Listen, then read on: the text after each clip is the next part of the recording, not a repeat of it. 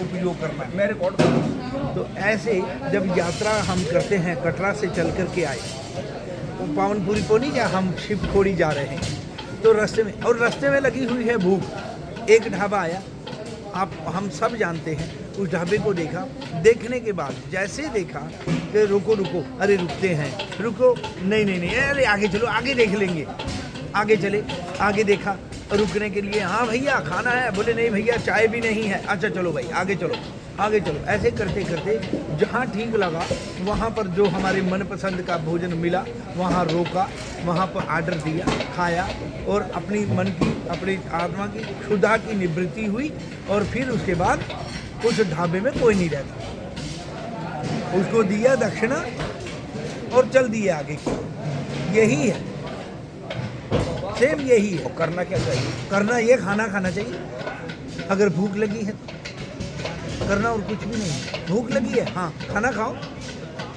सच्चाई यही है ना कि भूख लगी है तो क्या करना है। बच्चा जो छोटा होता है, जो असहाय है, जिसके हाथ में कुछ नहीं है, वो गोदी वाला बच्चा है 6 महीने या 1 साल का, उसे जब भूख लगती है तो आप बता सकते हैं कि क्या करता है? रोता है। बात खत्म हो गई। वो रोता है, वो बोल नहीं सकता है। हम लोग जो थोड़े से बड़े हो जाते हैं, जानकार हो जाते हैं, तो इसका मतलब ये हो गया कि बच्चे नहीं हैं, जानकार हैं, बड़े हो गए। अब बड़े हो गए तो आप ढाबा ढूंढते हैं। तो ढाबे का मतलब कभी इस महात्मा जी के पास चले गए, कभी उस महात्मा जी के पास चले गए, कभी यहाँ से बातें सुनी, कभी वहाँ से सुनी, लेनी किसी की भी नहीं है, बस सुनते जा रहे हैं। और बस देखना यही है कि हम कहाँ पे रुके, वहाँ कहाँ पे हमने किस ढाबे पे खाना खाया, कितना अच्छा लगा, क्या उसको हम अपने जीवन भर तक रखते हैं? नहीं। तो क्या ऐसे साधु संत महात्मा की बात सुन करके अपने जीवन में परिवर्तन हो रहा है? हाँ, तो तब कल्याण हो जाएगा, तब तो कल्याण हो जाएगा। लेकिन बातें सुनते हैं, अपना कल्याण करते नहीं हैं।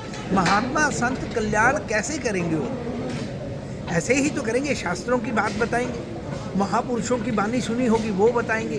और तो कोई कारण कोई है नहीं, और तो कुछ है नहीं ऐसा। तो इसी तरह से ये समझने वाली बात है कि अगर हम इस तरह से महापुरुषों की बातें सुनते हैं, शास्त्रों की बातें सुनते हैं, तब हम उसमें अगर चलेंगे, करेंगे, तो हमारे को हमारा लक्ष्य की प्राप्ति होगी। पर हाँ, लक्ष्य भी निर्धारित करना पड़ेगा।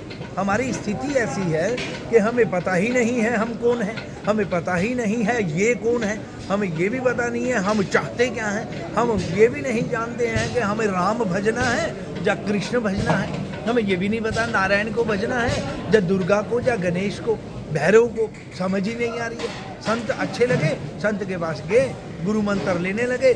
कई ऐसे हैं, मेरे को भगवती माता जी का मंत्र दीजिए, मेरे को शिव जी का मंत्र चाहिए, मेरे को बाबा जी आप जो हैं राम जी अच्छे लगते हैं, राम जी का मंत्र दे दीजिए।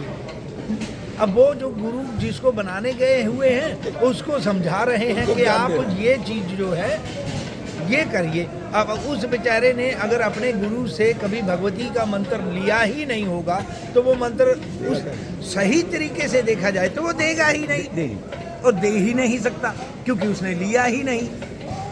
जब उसके पास है ये नहीं है तो देगा कहाँ से? लेकिन वो भी जो है कहीं ना कहीं से मंत्र देवी का बोल देता है, आ जाओ भाई, वो भी दे देता है।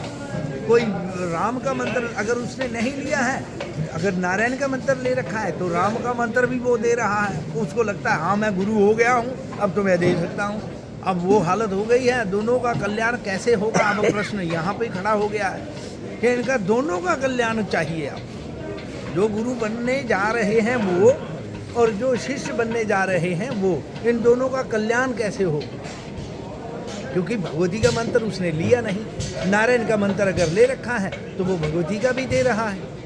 अब कथा यहाँ पर ये आती है कि रामचरितमानस की तो कथा किसी ने सीखी नहीं कहीं महापुरुषों से, भागवत भी कर रहे हैं और सारे हर प्रकार के ग्रंथ करने लग गए हैं, तो उसमें दिक्कत आती है। आप पहले जा तो किसी महापुरुष के सानिध्य में रह करके ये सारे जितने भी सदग्रंथ या इस प्रकार से संत महापुरुषों की वाणी इस तरह से अगर आपने वो अपने जीवन में धारण की है, सुनी है नहीं, धारण की है, तो आगे आप बड़े प्यार से उसको भी धारण करवा सकते हैं। तो गुरु दीक्षा नहीं मांगना चाहिए, शरणागति करना चाहिए। शरणागति हो जाती है, हो करना जाती है, नहीं है। हो जाती ये है। तो प्यार की तरह है। जैसे आप एक दुनियावी दस्तूर में एक दूसरे से किसी से प्रेम हो जाता है, कहते हैं प्यार करना नहीं पड़ता है, हो जाता है। शरणागति करनी नहीं पड़ती है, हो जाती है।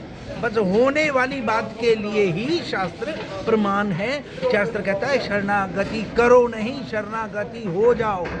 हो जाओ का मतलब कि वो सदियों से है, सदियों से है। कोई प्रश्न मत खड़ा करो, कोई प्रश्न नहीं आना चाहिए। वह हमेशा संत महापुरुष यही कहते हैं कि अगर आप किसी महापुरुष की शरणागति में जा रहे हैं, जब भगवान की भक्ति से ओतप्रोत होना चाहते हैं, तो सीधी सी बात है, आपका कोई प्रश्न नहीं होना चाहिए। आपके मन में किसी प्रकार की कोई शंका नहीं होनी चाहिए। आपके मन में कोई डिमांड नहीं होनी चाहिए, कोई मांग नहीं होनी चाहिए। अब आप लीजिए भक्त प्रहलाद जी को भगवान ठाकुर जी नरसिंह भगवान बोलते हैं, मांगो मांगो मांगो, कुछ तो मांगो, तुम ऐसा मत करो, मुझे बड़ा संकोच हो रहा है, मैं कुछ देना चाहता हूँ, तुम मांगो, तुम्हारी कोई तो इच्छा होगी। तभी कहते हैं कि हे भगवान, अगर आपने कहा है कि मेरी कोई इच्छा होगी तो हाँ, मैं एक चीज़ मांगता हूँ, आप जरूर दीजिए। भगवान भी प्रसन्न है, बोले मांगो क्या चाहिए, बोले मेरी सारी इच्छाएं समाप्त हो जाए। तो इसका मतलब साफ हो गया, कोई डिमांड नहीं, कोई किसी तरह से मांग नहीं होनी चाहिए, चाह नहीं होनी चाहिए। वह परमात्मा सब जानते हैं। मैं गुरु दीक्षा पे ही लिख रहा हूँ बाबा, जिले मैंने जी एक सेट बना रहा हूँ। और दूसरे तरीके से गुरु दीक्षा का मतलब देखिए, हम लोग बहुत ज्ञानी हैं ऐसा नहीं है, क्योंकि हमने इतना कुछ पढ़ा नहीं है, कहीं सुने हैं कि गुरु का मतलब होता है अंधकार से जो प्रकाश की ओर ले जाए। अब यही पता नहीं है किसी को कि अंधकार मैंने क्या, अब रात का अंधकार बोला गया है या कुछ और चीज़ के बारे में बोला गया है। भाई काम, क्रोध, लोभ, मोह, अहंकार, ये अगर आदमी अपने जीवन में इसमें ओतप्रोत हो रखा है और बुरी तरह से गले लगा रखा है उसने, उसको मरे छोड़े नहीं रहा है। अब ये गिलास है, मैंने पकड़ा हुआ है, अब मैंने पकड़ा है, मेरे को ये ऐसे किया हुआ है मैंने, मेरे को ऐसे करना है, मैं ऐसे नहीं कर रहा हूँ और कह रहा हूँ ये मुझसे छूट नहीं रहा है, तो ये अंधकार है, इससे छुड़ाने वाला चाहिए। तो अब इससे छुड़ाने का मतलब ये ऐसे करना है, ये भी नहीं है। इसका मतलब है कि आपकी इच्छा समाप्त होनी चाहिए। इसको पकड़ना नहीं है, बल्कि इसकी पकड़ने की जो इच्छा है उन पे कंट्रोल करना है, वो ही साधना है। ये गुरु मंत्र का हो सकता है, सीधा सीधा हो गया।